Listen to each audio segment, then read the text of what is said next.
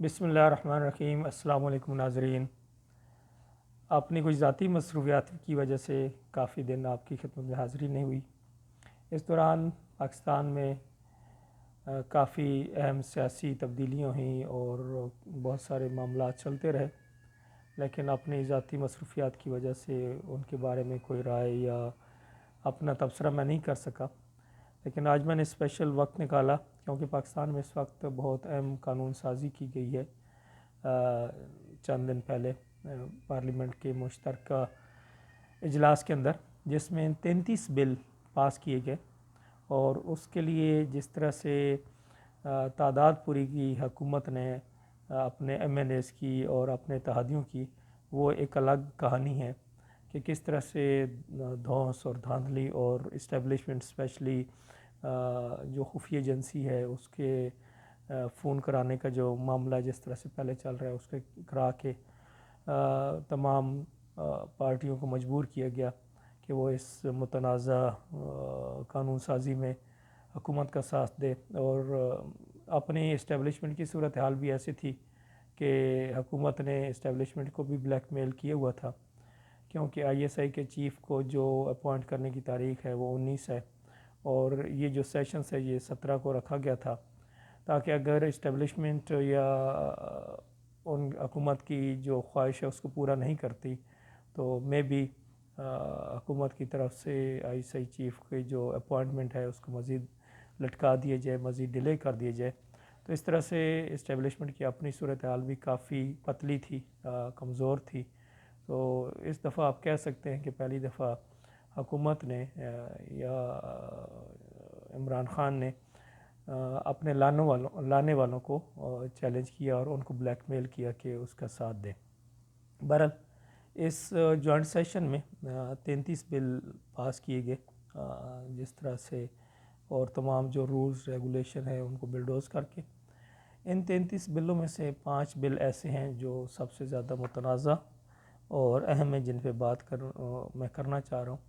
پہلے تو میں ان کے بارے میں بتانا چاہ رہا ہوں کہ کون کون سے بل ہیں، پھر مختصراً بات کروں گا، اور پھر ان میں سے 1-2 بل ایسے ہیں جن پہ میں الگ سے تفصیلاً بات کروں گا، کیونکہ آج اگر میں نے ان پہ تفصیل سے بات کی تو پھر بات بہت لمبی ہو جائے گی۔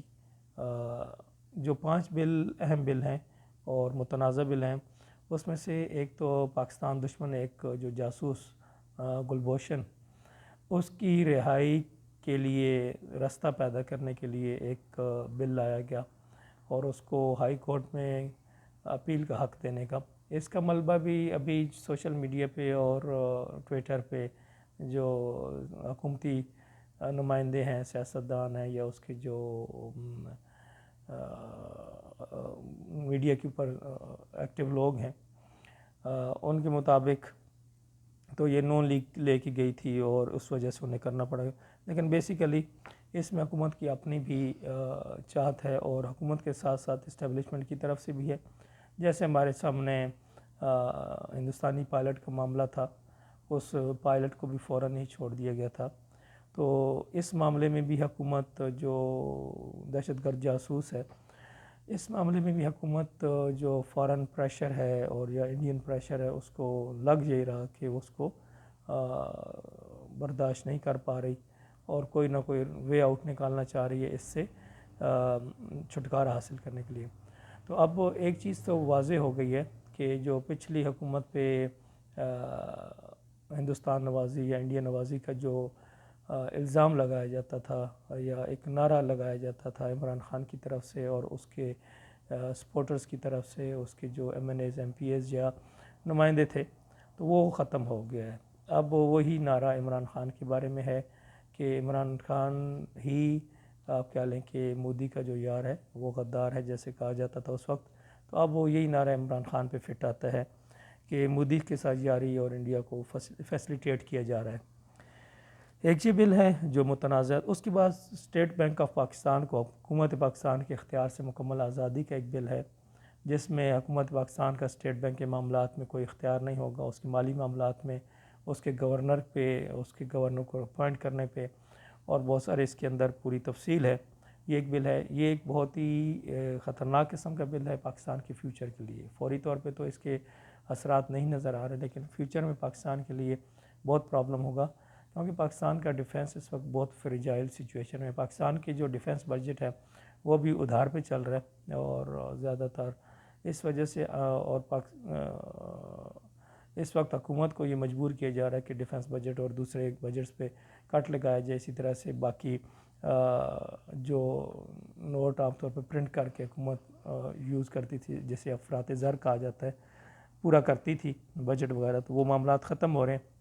اور آئی ایم ایف اور تمام جو طاقتیں ہیں، بیرونی طاقتیں، بڑی طاقتیں، وہ اس وقت پاکستان کے مالی معاملات کو اپنے کنٹرول میں لینا چاہتی ہیں، اور مالی معاملات کو کنٹرول میں لینے کے بعد پھر پاکستان کے ڈیفنس کو، ڈیفنس جو سپینڈنگ ہے ان کو کنٹرول کریں گی.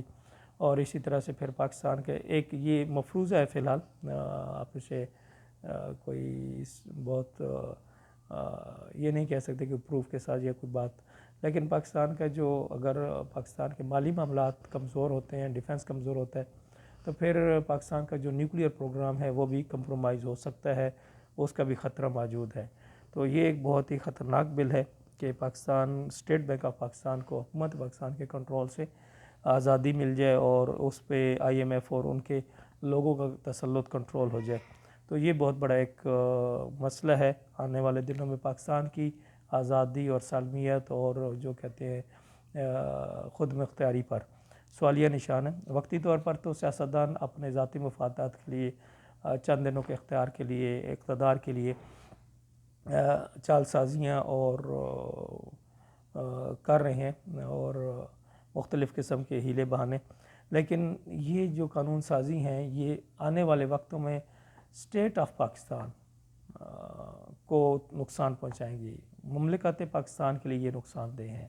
یہ لوگ اپنے ذاتی مفادات کے لیے ملک پاکستان کا نقصان کر رہے ہیں آنے والے دنوں میں، یا اپنے اقتدار کے دوام کے لیے ملک کو کمزور کر رہے ہیں. تو یہ اس قانون کا یہ ایک خطرناک قانون ہے. اس کے بعد الیکشن کے جو قوانین تھے ان میں دو مین جو بل آئے ہیں، ایک الیکٹرانک ووٹنگ کا ہے اور دوسرا بیرون ملک پاکستانیوں کو ای ووٹنگ کا. یہ دونوں بل بھی متنازع ہیں، اور پاکستان کے معروضی حالات میں یہ پاکستان جو آنے والا الیکشن ہے اس کو آپ کہہ لیں کہ ایک کہتے ہیں چوری کرنا، میں لفظ استعمال کرتا ہوں، اس آنے والے الیکشن کو لوٹنے کے لیے یہ دونوں منصوبے بنائے جا رہے ہیں. اور انشاءاللہ اس پہ میں مکمل ایک دوبارہ ڈیٹیل سے بات کروں گا، لیکن آج مختصراً بات کہ میں نے خود الیکشن لڑا سالک چودھری کے مقابلے میں، جو کہ چودھری شجاعت کا بیٹا ہے.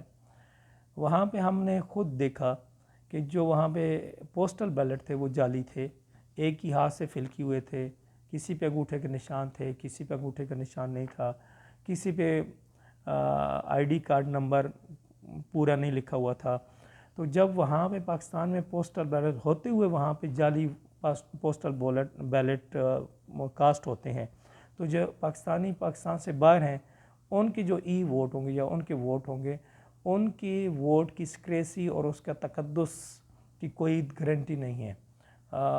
جو ووٹر ہوگا اس کو پتہ ہی نہیں ہوگا اور اس کا ووٹ کاسٹ کر دیا جائے گا. اور یہ کیونکہ الیکٹرانک سسٹم ہے، اب اس میں امیدوار کے پاس کوئی ایسا راستہ نہیں ہوگا کہ وہ ویریفائی کر سکے کہ آیا یہ ووٹ کاسٹ کیا بھی گیا تھا یا نہیں کیا گیا تھا. کیونکہ جو ووٹ کاسٹ کرنے والا وہ تو پتہ نہیں، وہ جس کا تھا کاسٹ، وہ تو دنیا کے پتہ نہیں کس کونے میں بیٹھا ہے، تو اس کو کیسے ویریفائی کیا جائے گا. تو یہ مسئلہ ہے. اس میں انشاءاللہ ڈیٹیل میں مزید بات کروں گا کہ کس طرح سے اس ای ووٹنگ کو یوز کیا جائے گا الیکشن کو ریگ کرنے کے لیے. اس پہ انشاءاللہ میں الگ سے، اور اسی طرح سے جو الیکٹرانک ووٹنگ مشین ہے، الیکٹرانک ووٹنگ مشین بھی الیکشن چوری کرنے کا اور الیکشن کو لوٹنے کا ایک پروگرام ہے. اس میں 3-4 چیزیں ہیں جن میں مختصراً ایک تو یہ ہے کہ جیسے کہا جاتا ہے کہ اس کے اندر چپ ہے، چپ کو چینج کر دیا جائے تو سارا رزلٹ چینج ہو سکتا ہے. ہیکنگ عام طور پر یہ بہت کہا جاتا ہے کہ ہیکنگ نہیں ہو سکتی. ٹھیک ہے، ہیکنگ نہیں ہو سکتی، لیکن پاکستان کے جو معروضی حالات ہیں ان میں وہاں پہ آپ کے آر اوز ہوا ہو جاتے ہیں. تو یہاں پہ ایک ووٹنگ مشین کو اٹھا کے اس کی جگہ دوسری رکھ دینا یا ایک ووٹنگ مشین کو غائب کر دینا، یہ ایک عام سا معاملہ ہے، مطلب آسانی سے ہو سکتا ہے. پھر پاکستان ایک ایسا ملک ہے جس کا ہر طبقے میں کرپٹ لوگ موجود ہیں. ایون جو اساتذہ ہیں جو عام طور پر آر اوز ہوتے ہیں وہ خود دھاندلی میں شامل ہوتے ہیں. اور دھاندلی کرواتے ہیں. میں ساروں کی بات نہیں کر رہا لیکن میں نے خود دیکھے ہیں ٹیچر حضرات دھاندلی کرواتے ہوئے, 2 نمبری کرتے ہوئے میں نے خود دیکھے. میں خود ٹیچر ہوں لیکن مجھے افسوس ہوتا ہے کہ ملک کا اساتذہ کا طبقہ دھاندلی میں اور الیکشن چوری میں اور 2 نمبری میں ملوث ہوتا ہے, اور جو ایک قوم کے لیے انتہائی افسوس کا مقام ہے, بلکہ ڈوب مرنے کا مقام ہے کہ وہ لوگ جنہوں نے قوم بنانی ہوتی ہے وہ خود اخلاقی طور پر اتنے کرپٹ ہو گئے ہیں کہ وہ کیا کہتے ہیں کرپٹ سیاستدانوں کے مفادات کے لیے خود بددیانتی کرتے ہیں اور ملک کا جو الیکشن ہے اس کو چوری کرنے میں مدد کرتے ہیں. میں نے اپنے گاؤں میں جعلی ووٹ ڈالتے ہوئے ٹیچرز کو دیکھا, ڈلواتے ہوئے دیکھا, 2 نمبری کرتے ہوئے دیکھا. بہرحال وہاں پہ یہ چیزیں ہم نے خود اپنی آنکھوں سے دیکھیں. تو الیکٹرانک ووٹنگ مشین ایک تو یہ معاملہ ہے. اس کے علاوہ الیکٹرانک ووٹنگ مشین اتنی زیادہ تعداد میں, کیونکہ یہ ٹیکنیکل چیز ہے, آیا 18 لاکھ الیکٹرانک ووٹنگ مشینیں پورا وقت کام کریں گی, نہیں کریں گی. پھر الیکٹرانک ووٹنگ مشین عموماً عام طور پر ہوتا ہے کہ آپ نے انگوٹھے کا نشان, تو عام طور پر آپ یہاں ایسا ہوتا ہے کہ جو بوڑھے لوگ ہوتے ہیں ان کا تو انگوٹھے کے نشان کام ہی نہیں کرتا, تو ان کے لیے پرابلم ہوگا. اسی طرح سے جو معذور لوگ ہیں, جو مطلب آپ کہہ لیں کہ جن کی آنکھیں نہیں ہیں, نظر نہیں ہے, بینائی نہیں ہے, ان کے لیے مسئلہ ہے. اس میں ایک نمبر ہے آئی تھنک کوئی 10 لاکھ تھا یا 9 لاکھ کو میں چیک کروں گا, جو کہ لوگ اگر الیکٹرانک ووٹنگ مشین آتی تو وہ اس سے محروم ہو جائیں گے ووٹنگ کے حق سے. اب دیکھیں ایک طرف کیا ہے کہ بیرون ملک پاکستانیوں کو ووٹ کا حق دینے کی ایک سازش کی جا رہی ہے. بیرونی ملک پاکستانیوں کا ووٹ غیر اہم ہے. بیرونی ملک پاکستانیوں کے لیے پاکستان کے حالات غیر اہم ہیں. پاکستان میں جو ہو رہا ہے اس کو بھگتتے ہیں وہاں کے لوگ ہیں, پاکستانی لوگ ہیں. اب جیسے مہنگائی ہے, بے روزگاری ہے, غیر لا قانونیت ہے پاکستان میں, تو اس ساری چیزوں کو بیئر تو پاکستانی وہاں رہنے والے کر رہے ہیں. جو ہم بیرون ملک پاکستانی ہیں ہمیں تو کوئی ایفیکٹ نہیں ہو رہا, ہمیں نہ اس مہنگائی کا ایفیکٹ ہو رہا ہے, نہ اس لا قانونیت کا ایفیکٹ ہو رہا ہے, نہ اس بے روزگاری کا ایفیکٹ ہو رہا ہے. تو اب ہم کہیں کہ ہم وہاں کے لوگوں کے جو ڈیسیجن میکنگ ہے اس میں ہم بھی حصہ دار بنیں, تو یہ ایک غیر قطعی سی بات لگتی ہے جس کا کوئی لاجک نہیں ہے, اللاجیکل ہے کہ میں ایک غیر متعلق بندہ ہوں اور میں پاکستان وہاں کے ڈیسیجن میکنگ میں اپنے آپ کو شامل کرنا چاہوں, تو اس کی ضرورت نہیں ہے. اور مجھے یہ معلوم ہے کہ مجھے جو یہ حق دیا جا رہا ہے وہ بددیانتی کی اور بدنیتی کی بنیاد پہ دیے جا رہے ہیں کہ اس کے میرے ووٹ کو چوری کرنا ہے اصل میں, اور اس کو اپنے مقاصد کے لیے. تو پھر میں کیوں یہ حق لوں؟ مجھے اس حق کی ضرورت نہیں ہے. مجھے اپنے بیرون ملک پاکستانی ہونے کے ناطے میں ووٹ نہیں ڈالنا چاہتا, اور میں یہ چاہتا ہوں کہ بیرون ملک پاکستانیوں کو ووٹ کا حق نہیں ہونا چاہیے, کیونکہ وہ پاکستان کے حالات سے ڈائریکٹلی افیکٹ نہیں ہوتے.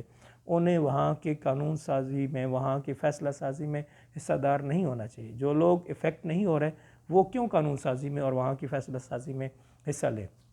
بہرحال الیکٹرانک ووٹنگ مشین جیسے میں نے بات کی کہ اس میں انشاءاللہ میں ڈیٹیل سے بات کروں گا. اور آخری جو قانون ہے بچوں کے ساتھ زیادتی اور بدفعلی کرنے والوں کو نامرد کرنا کوئی سزا نہیں ہے. سزا یہ ہے کہ ان کو سزائے موت دی جائے. اس قانون میں بھی نامردی والی یہ کہانی نہیں ہے. اب یہاں پہ نامرد بنانے کی کہانی کیوں کی جا رہی ہے؟ کیوں یہ لوگ یورپی یونین سے ڈرتے ہیں, یورپ سے ڈرتے ہیں کہ وہ اگر ہم نے سزائے موت لگا دی تو ہمارے لیے پابندیاں ہو جائیں گی, ہمارے لیے پرابلم آئیں گے.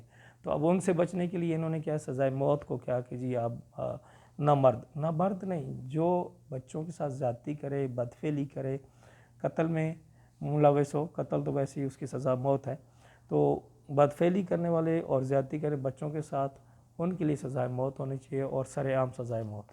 تو یہ کچھ قوانین ہیں جن کو میں چاہ رہا تھا کہ آپ کے سامنے پوائنٹ آؤٹ کیا جائے, اور ان میں سے 2-3 جو قوانین ہیں جو الیکشن کے ریلیونٹ ہیں ان پر میں دوبارہ تفصیل سے بات کروں گا, اور خاص طور پہ بیرون ملک پاکستانیوں کو جو ای ووٹنگ ہے اور الیکٹرانک ووٹنگ مشین, اس کے بارے میں الیکشن کمیشن کا کیا موقف ہے, باہر کی دنیا میں کیا ہو رہا ہے, اور جو پاکستانی حکومت نے جو ایک ایکسپرٹ کمپنی ہائر کی تھی انہوں نے کیا کہا تھا, انہوں نے پاکستانی سسٹم کے بارے میں کیا رائے دی تھی. پھر نادرا کا چیئرمین جس طرح کے پی ٹی آئی کا لگایا ہوا ہے وہ آنے والے الیکشن میں کس طرح سے مینیپولیٹ کر سکتا ہے. تو یہ بہت ساری چیزیں ہیں جن پہ میں ڈیٹیل سے بات کروں گا. تو یہ ذہن میں رکھیے کہ جو باٹم لائن ہے، الیکٹرانک ووٹنگ مشین اور ای ووٹنگ آنے والے الیکشن کو لوٹنے کا ایک منصوبہ ہے. یہ سادہ سی بات ہے. انشاءاللہ آپ سے پھر ملاقات ہوگی. اس وقت تک کے لیے اجازت دیجیے. السلام علیکم.